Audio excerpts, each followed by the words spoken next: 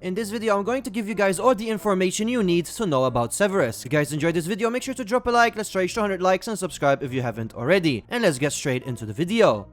Quick little announcement, currently in my Discord we are hosting a bunch of events where if you guys participate, you guys can get yourself free skins. In my Discord we have ourselves literally a bunch of different games, so make sure to join the Discord, pick which game you want to participate in. If you want to participate in all of them, go for it, and you guys will be rewarded with free unturned skins. So make sure to join the Discord today. Are you guys trying to set up your own unturned servers but you don't really know where to start from? Then Pine Hosting has you covered. Pine Hosting is very user friendly and not hard at all to master. When I started using Pine Hosting myself for my own servers, I literally had no idea how to do anything. But with Pine Hosting's navigation and super easy interface, I learned the basics very shortly. They have locations all around the world, cheap pricing.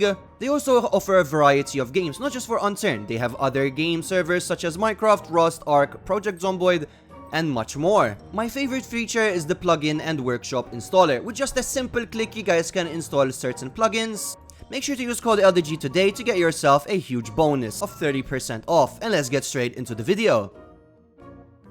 So Seversk is a medium-sized map, and it focuses mostly on PvP and survival. This map is one of the few islands on the far coast of Russia. The map also does have a bit of lore to it, but from a few notes you can find around the map. In this map you can have yourself cold weather, meaning that it can kill you just like in Yukon. But if you're inside a building or around a campfire or even inside a vehicle, you would be safe. One thing that I love about this map is that it has amazing effects such as vehicle explosions, tire motion, tracers, and ambience in general. And this map, in my opinion, is a perfect vanilla map. So the first topic we're going to go over is progression. So in this map there are very important tools, which are hammer, screwdriver, scissors, workbench, and a handsaw. So for hammer, scissors, and screwdriver, they are mostly used in order to salvage a lot of the items. Some items require a screwdriver, but some items may require a hammer. Obviously, anything that gives out cloth will probably be used with scissors. Then there's also workbench. Now with the workbench, you will unlock more crafting recipes. For example, you would be able to craft yourself certain items, such as from metal scrap, you could turn it into nails. But there are a lot more. Crafting recipes, such as a Horde beacon, you would require a workbench. And the handsaw is used to salvage logs into planks, which you can craft it quite easily. Now this map doesn't have a safe zone, so there are basically no quests and no NPCs, but perhaps in the future they may add some barters. In this map there are a lot of buried barrels, supply box, which are tier 1 items, so they will give you basic things but nothing too useful.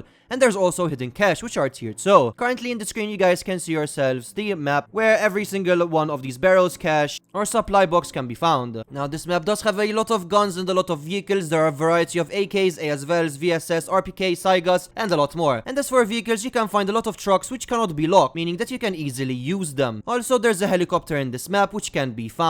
In terms of progression for this map, I do think that it's not really that hard to progress. It's important that you pick up everything because everything is useful. Obviously you would need to get yourself loot from military locations, and the dead zone can also be found in the airfield, which we'll be talking about soon. In order to go to the dead zone though, you would require a gas mask and biohazard top and biohazard bottoms. But we'll talk about dead zones in more detail later on. So this map does have a few marked locations. The first locations we're going to talk about are the Northern and Southern Settlement, which these are just normal civilian areas. Then there's 712 Raider Complex, which is a military location. And over here, the helicopter spawns. From here, you can also get yourself the entrance key for the dead zone. The next location we're going to go over is the SAM Outpost. Over here, you can get yourself the exit key for dead zone, and this is also a military location. Another location is Krasnaya, which is military and civilian location. Next, we have Pugachevka, which is a military, civilian, and also medical location. And the crowbar can be found over here. In the final location, we have Severnly Airfield. From here, it's a military base, and the mega zombie spawns here as well. And the only place that you can place a Horde beacon is over here.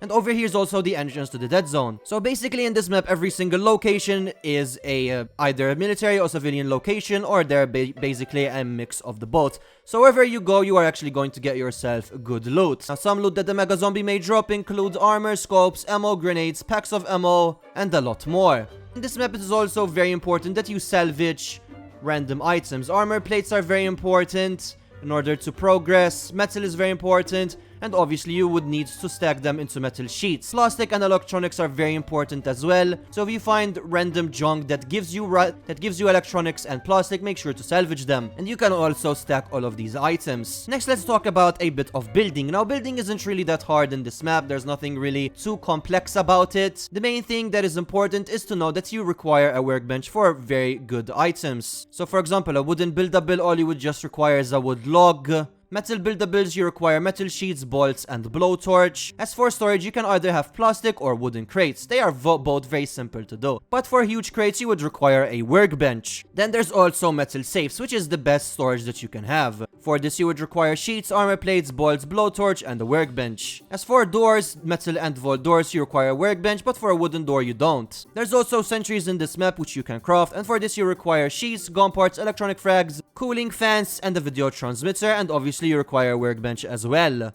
As for a claim beacon, you would require a wooden chair, military battery, electronic fragments, light bulb, foil, and insulating tape, and you need a workbench. So something that is very important in this map is actually horde beacons. So a horde beacon gives you 100 zombies, and you require a waveform generator, which can be found in airdrops, or you can also craft it.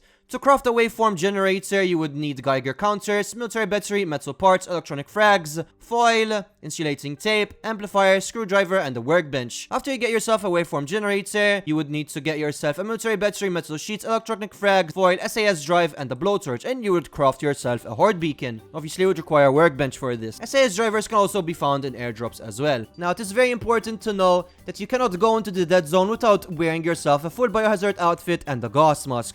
So if you go into the dead zone without wearing these, you will instantly die. So that is the main use for horde beacons. Now let's talk about the dead zone. So as we did mention, you would require a gas mask and a full biohazard outfit. Now the dead zone is quite small. This is probably the smallest dead zone that I've ever seen, and the filter percentage goes down quicker than normal. In here you do get yourself a bit of good loot. You can get yourself some really good armor, clothing, and also certain weapons. But obviously you can get yourself some really good loot. So make sure that you get yourself either an extra filter or you loot the dead zone very quickly. So the final topic we have ourselves for this map is obviously raiding. Now in terms of raiding, the main raiding method is charges and detonators, which you would need to craft yourself. To craft a demolition charge, you would need pestite 4, gunpowder, electronic frags, glue, insulating tape, and a broken walkie-talkie. In order to get plastite 4, you would need cloth, sodium percolite, gunpowder, glue, and scissors. And you can also craft sodium percolate, which you would need cloth, fabric match, bleach, and glue. Now, sodium percolite is also found in airdrops as well. Now, in order to craft a detonator, you would need a broken walkie-talkie, electronics, insulating tape, and a workbench. So, it is very important that you guys get yourself a broken walkie-talkie. Do not salvage it, because for each charge that you would need, you would require a broken walkie-talkie. So, always keep them in your inventory and never salvage them. So that is basically the end of this video. This map does feel quite fun to play. I have played it for a little bit myself. This map does require a grind obviously from everyone, but it is quite a lot of fun. Now also something else is that you can also build on ice, which obviously gives you a big area for you to build a base, and I would love to see a bunch of iceberg bases over there. Thank you guys so much for watching, and I will see you in the next one. Bye.